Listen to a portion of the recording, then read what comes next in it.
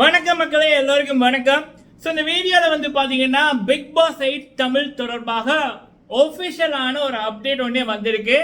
இதை பற்றி நான் வந்து பார்த்தீங்கன்னா கிட்டத்தட்ட 3 கிழமைகளுக்கு முதல் நம்ம சொல்லியிருப்போம், ஜூலை 15க்கு அப்புறம் சம்பவம் ஆரம்பம் அப்படின்னு.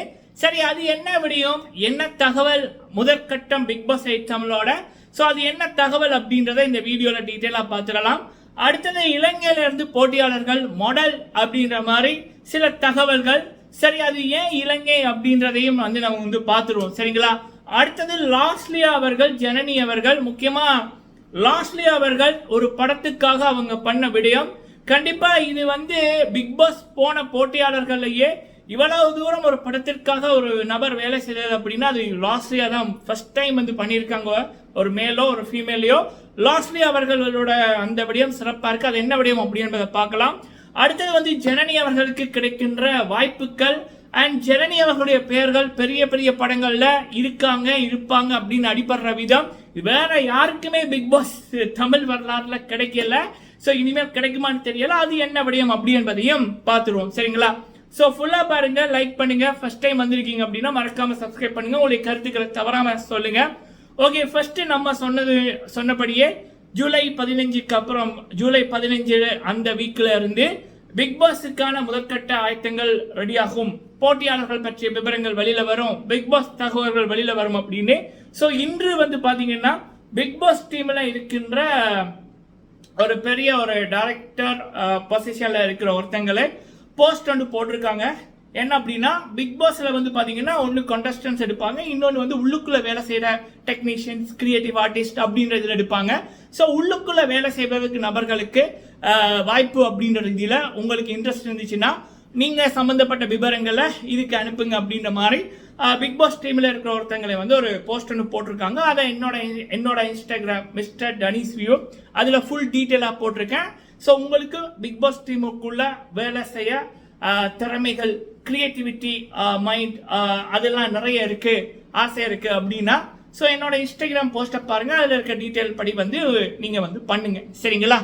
ஓகே, ஸோ இது வந்து பிக் பாஸ் 8 தமிழ் தொடர்பாக கிடைக்கப்பட்ட முதலாவது அப்டேட். நம்ம சொன்ன மாதிரி அப்படியே நடக்குது, சரிங்களா. ஓகேம்மா, சரி. அடுத்தது வந்து பாத்தீங்கன்னா பிக் பாஸ் அப்படின்னு வந்தாலே ஃபர்ஸ்ட் வந்து எல்லா மக்கள் சீசன் 3ல இருந்து மக்களோட விருப்பம் வந்து இலங்கையில இருந்து போட்டியாளர் வரணும் அப்படி என்பது. அதற்கு காரணம் லாஸ்லியா அவர்கள். ஓவியா அப்படின்ற பேரை இன்னொரு பொண்ணால இன்னொரு போட்டியாளரால முறியடிக்க முடியுமா அப்படின்னா ஜஸ்ட் லைக் தட் முடியும் அப்படின்னு நடத்தி காமித்தவர் தான் லாஸ்லியா அவர்கள். அவங்களுடைய இன்ட்ரோவே வந்து பாத்தீங்கன்னா அந்த ஒரு இருட்டா இருக்கும், டக்குன்னு செய்தி வாசிக்கிற ஒரு பொண்ணோட முகம் வரும், பார்த்தா லாஸ்லியா மரியநேசன் அப்படின்னு ஒரு பேர் ஒன்று. அந்த பேருக்கே ஒரு காந்த சக்தி ஒன்று இருக்கு, லாஸ்லியா மரியநேசன் அப்படின்னு. ஸோ அப்படியான சம்பவத்தை ஃபர்ஸ்ட் டைம் தமிழ் பிக் பாஸ்ல ஒரு தெரியாத ஒரு பொண்ணுக்கு இவ்வளவு தூரம் மக்கள் நாடு தாண்டி வெளிநாட்டில் இருப்பவர்கள், இலங்கை தமிழர்கள், இந்திய தமிழர்கள், மொழி தாண்டி வந்து ஒரு நபர் தேடுவாங்கன்னா அப்படி நடந்த ஒரு சம்பவத்தை நடத்தி காமித்தவர் தான் லாஸ்லியா மரியநேசன் அவர்கள். பட்டி தொட்டியெல்லாம் அவங்களுடைய பேர் தான். அவங்களுடைய தமிழ் வந்து பல பேரால் ரசிக்கப்பட்டது. அவங்களுடைய ரேஞ்சே வேற. சொல்லப்போனா கவின் அவர்கள் வந்து சரவணன் மீனாட்சியில அவருக்கு ஒரு படையை ஒன்று இருந்துச்சு. அதுக்கு நிகரான ஒரு படைய முகமே தெரியாத ஒரு நபர் அங்க சேரன் சார் இருந்தாங்க, வனிதா விஜயகுமார் அவங்க இருந்தாங்க, மதுமிதா இருந்தாங்க. இவங்க எல்லாம் செலிபிரிட்டிஸ். ஆனா இவங்க யாருன்னே தெரியாது. ஒரு இலங்கையில இருந்து ஒரு செய்தி வாசிக்கின்ற ஒரு நிறுவனத்தில இருந்து ஒரு வந்தவங்க. இலங்கையிலேயே குறிப்பிட்ட இடத்துல தான் இவங்களை தெரியும், செய்தி எல்லாருமே பார்க்க மாட்டாங்க. அப்படி இருக்க கூட சோசியல் மீடியால அவங்களுக்கு பெரிய ஃபேன் பேஸே இல்லை. ஒரு 22 to 25K ஃபாலோவர்ஸ் தான் இன்னும் இருந்துச்சு. ஆனா அந்த பொண்ணு அத்தனை பேருக்கு நிகராக ஒரு ஃபேன்ஸை வந்து ஒரு 1 வீக்ல எடுத்தாங்கல்ல. அதுலேயே வந்து அந்த பிக் பாஸோட பலம் லாஸ்லியா மரியநேசன் அவர்கள் பண்ண சம்பவம்ன்றது அந்த சீசன் பார்த்தவர்களுக்கு தெரிஞ்சிருக்கும் லாஸ்லியாவோட பேர் எப்படி இருந்துச்சு அப்படின்னு, சரிங்களா. சரி, அதுக்கப்புறம் வெளியில வந்ததுக்கு அப்புறம் இன்னொரு சம்பவம் என்னன்னா, உள்ளுக்குள்ள போவைக்குள்ள ஒரு 25,000K ஃபாலோவர்ஸ் கூட இல்லை, வெளியில வரைக்கும் இன்ஸ்டாகிராம்ல 1 மில்லியன் தொட்ட முதலாவது பிக் பாஸ் கண்டஸ்டன்ட். ஹிந்தியில கூட இது நடக்கல, சரிங்களா. அப்படி தன்வசம் ஏகப்பட்ட ரெக்கார்ட் வைத்தவர் தான் லாஸ்லியா அவர்கள். படங்கள் நிறைய குவிஞ்சுது அவங்களுக்கு. அதே மாதிரி தான் ஜனனி குணசீலன் அவர்கள். பொதுவாக ஒரு போட்டியாளர் வரும்போது நம்ம வந்து ஒரு அப்டேட் கொடுக்குறோம். நான் 3 மாசத்துக்கு முதலே பிக் பாஸ் 6 தமிழ் ஆரம்பிக்கிற 3 மாசத்துக்கு முதலே சொல்லிட்டேன், இலங்கையில இருந்து ஒரு ஆண் ஒரு பெண் வருவாங்க அப்படின்னு சொன்ன மாதிரியே நடந்துச்சு. அதுலேயும் அந்த ஷோ ஆரம்பிப்பதற்கு ஒரு 1 வீக்குக்கு முதல் ஜனனி அவர்களை பத்தி பல பேர் தேட ஆரம்பிச்சார்கள். அதுவும் 3 நாளைக்கு முதல் ஜனனி குணசீலன் அப்படின்ற பேரை நம்ம ஃபர்ஸ்ட் சொன்னோம். அதுல இருந்து நிறைய போன் கால்கள் வெளிநாடுகள்ல இருந்து, யாரு இந்த இலங்கையில இருந்து வர்றாங்க, ஜெஃப்னால இருந்து வர்றாங்க, ஸோ அப்படின்ற மாதிரி கேள்விகள். அப்புறம் ஃபர்ஸ்ட் டே வந்து சம்பவம் பண்ணாங்க. அவங்களுடைய கான்ஃபிடன்ஸ், அந்த 20 பேர் உள்ளுக்குள்ள போனாலும் ஜனனி அவர்களுடைய இன்ட்ரோ தான் பல பேரால் பேசப்பட்டது. அவங்களுடைய கான்ஃபிடன்ஸ் சிறப்பாக இருந்துச்சு. முதல் 2 நாளே சம்பவம் வந்து பண்ணிட்டாங்க. கமல்ஹாசன் அவர்கள் மட்டும் நேர்மையாக அந்த சீசனை மோட்டிவேட் பண்ண வேண்டிய நபர்களை கரெக்டாக மோட்டிவேட் பண்ணியிருந்தா ஜனனி அவர்களுடைய இன்னும் அவங்களுடைய ஆட்டம் வேற மாதிரி இருந்திருக்கும். கமல்ஹாசன் அவர்களுக்கு இது வழக்கம் தானே, நல்லா பண்றவங்களை நல்லா பண்ணா விடுறதும், நல்லா பண்ணாதவர்களை நல்ல மாதிரி காமிப்பதும் அது வழக்கமா பண்றாரு. ஸோ அப்படி இருக்கக்குள்ள அதுவும் அங்க நடந்துச்சு. பட் மக்கள் மத்தியில வந்து இலங்கையில இருந்து வந்த லாஸ்லியா, ஜனனி, தர்ஷன் அப்படின்ற நபர்களால அந்த ஷோவுக்கே, அந்த ஷோவோட ரேஞ்சே வேற எங்கேயோ போனது. அதனாலேயே ஒவ்வொரு சீசன் ஆரம்பிக்கக்குள்ள இலங்கையில இருந்து யார் இந்த வாட்டி அப்படின்ற கேள்வி மக்களிடம் அதிகமா இருக்கு. சரிங்களா, அது விரும்பியோ விரும்பாமலோ. ஸோ இலங்கை போட்டியாளர்னாலே அதோட சிறப்பு வேறு மாதிரி. அதே போல இந்த சீசன் 7 ஆரம்பிக்க இன்னும் 2.5 மாசம் தான் இருக்கு. அக்டோபர் 6ஆம் தேதி ஆரம்பிக்கும், அல்லது அக்டோபர் 13. சரிங்களா, அப்படி இருக்கக்குள்ள இலங்கை போட்டியாளர்களுக்கான தேடல்களும் அதிகமாக இருக்கு, மக்களோட விருப்பமும் அதிகமாக இருக்குன்றதான் உண்மை. ஸோ இப்ப சமீபத்தில் வருகின்ற அப்டேட் என்ன அப்படின்னா, இலங்கையில இருந்து கண்டிப்பா மாடல், அப்புறம் வந்து நியூஸ் ரீடர்ஸ், இப்படியான நபர்கள் வர சான்சஸ் அதிகம்னு. இன்னொரு முக்கியமான விடயம் என்ன அப்படின்னா, பிக் பாஸ் டீம் வந்து இப்போதைக்கு யாருக்குமே எனக்கு தெரிஞ்சு வெளிநாட்டில இருந்து போட்டியாளர்களுக்கு யாருக்குமே கால் போவே இல்லை. மோஸ்ட்லி எனக்கு தெரிஞ்சு ஆகஸ்ட்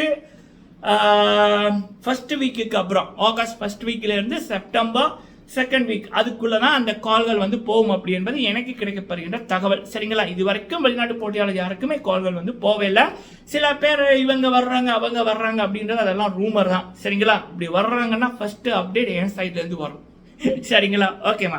ஸோ இது வந்து இலங்கை போட்டியாளர்கள் தொடர்பான அப்டேட். சரி, லாஸ்ட்லி அவர்கள் பண்ண சம்பவம் என்ன அப்படின்னா, டைட்டில் வின் பண்ண நபர்களே படங்களும் இல்லாம வாய்ப்புகளும் இல்லாம வீட்டில் தான் இருக்காங்க ரீல போட்டுக்கிட்டு. இதுதான் உண்மை. போன சீசனும் சரி, பல சீசன்களையும் சரி. அப்படி இருக்கலாம். லாஸ்ட்லியா அவர்கள் வந்து 2019 5 வருஷத்துக்கு முதல் சீசன் 3ல வந்தவங்க. பல போராட்டங்கள் தாண்டி கொரோனா அப்படின்னு ஒண்ணு இல்லைன்னா இன்னைக்கு அவங்களோட ரேஞ்சே வேற. டாப் 10 ஆக்ட்ரஸ்கள் இருந்திருப்பாங்க. பட் அதை தாண்டி நின்று அடிக்கிறாங்க பாருங்க, அங்க நிற்கிறாங்க. நேற்று தான் முந்த நாள் ஒரு ஆர்டிக்கல் ஒன்று வாசிக்கேன். அதுல அன்னபூரணி அப்படின்ற ஒரு படம், அதுல லாஸ்ட்லி அவர்கள் தான் 2 ஹீரோயின் என்று கேள்விப்பட்ட. லாஸ்ட்லி அவர்கள் one of the main lead role. அதுல வந்து லாஸ்ட்லி அவர்களுக்கு சண்டை காட்சிகள் இருக்கு.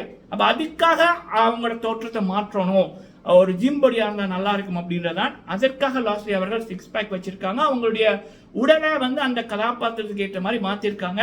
இது எல்லாம் வந்து பாத்தீங்கன்னா அந்த படத்துக்காக அவங்க தன்னை அர்ப்பணித்த விதம், சாப்பாடா இருக்கட்டும், பல விடயங்கள், ஒர்க் அவுட்டா இருக்கட்டும், அதற்காக அவங்க பண்ணியிருக்காங்க. இதை பற்றி எந்த பெரிய மீடியாவும் பேசல. கண்ணில் ஒரு மேகசின் ஒன்று பட்டுச்சு. அதுவும் இதெல்லாம் 2 வருஷத்துக்கு முதலும் 1.5 வருஷத்துக்கு முதல் எழுதப்பட்டது. ஸோ இப்படி பிக் பாஸுக்குள்ள போன நபர்கள்ல எனக்கு தெரிஞ்சு சினிமால நல்லா இருப்பது அப்படின்னா ஒன்னு ஜனனி, இன்னொன்னு லாஸ்ட்லியா. சரிங்களா, அடுத்தது தாமரை செல்வியை நான் சொல்வேன். இந்த 2 பேருமே இலங்கையை சேர்ந்தவர்கள் தான். சிறப்பா இருக்கு. விடாமுயற்சி விஸ்வருவ வெற்றி. லாஸ்ட்லியா அவர்கள் பல விடயங்களை டெடிக்கேட்டடா இந்த தமிழ் சினிமாக்காக பண்ணியிருக்காங்க. எப்பயுமே நம்ம ஒரு விடயத்துல உண்மையா இருந்தோம்னா அது ஒண்ணு உடனே நடக்கும், இல்ல அப்படின்னா பல வருடங்கள் தாண்டி அதை சக்சஸ் ஆகும். லாஸ்ட்லி அவர்களுடைய டைம் இப்ப வந்திருக்கு. புதிய படங்கள் புக் ஆகி கொண்டிருக்கு, நடிச்சு கொண்டிருக்காங்க. கண்டிப்பா 2019 அந்த பிக் பாஸுக்கு அப்புறம் எப்படி வாய்ப்புகள் கிடைச்சதோ அது போல வாய்ப்புகள் அவங்களுக்கு குவியும். சரிங்களா, she is one of the best example for many youngsters. லாஸ்ட்லியா Mariyanesan. Okay, அடுத்தது வந்து பாத்தீங்கன்னா ஜனனி குணசீலன் அவர்கள்.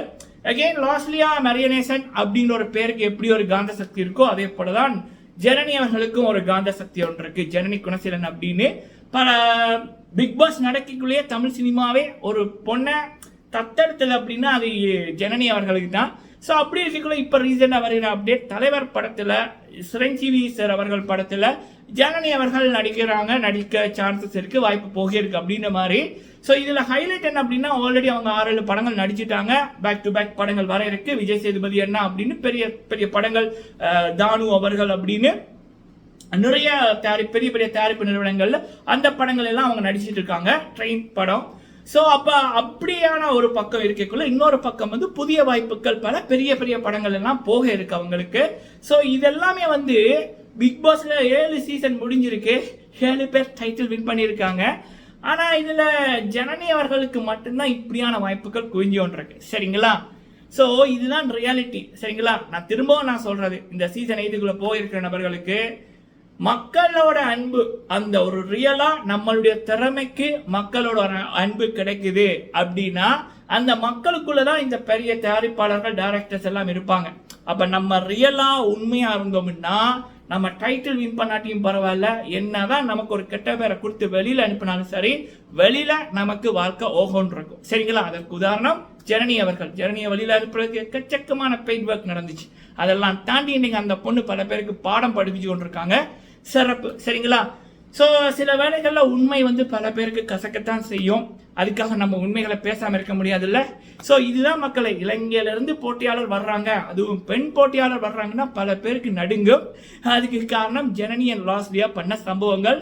ஹோப்ஃபுல்லி சீசன் 8லையும் ஒரு வீரமங்கை அனதர் சம்பவம் பண்ணுவாங்க அப்படின்னு நான் நம்புறேன். சரிங்களா? ஓகே மக்களை, நீங்க உங்களோட கருத்துக்களை சொல்லுங்க. வீடியோ பிடிச்சிருந்தா லைக் பண்ணுங்க. நன்றி.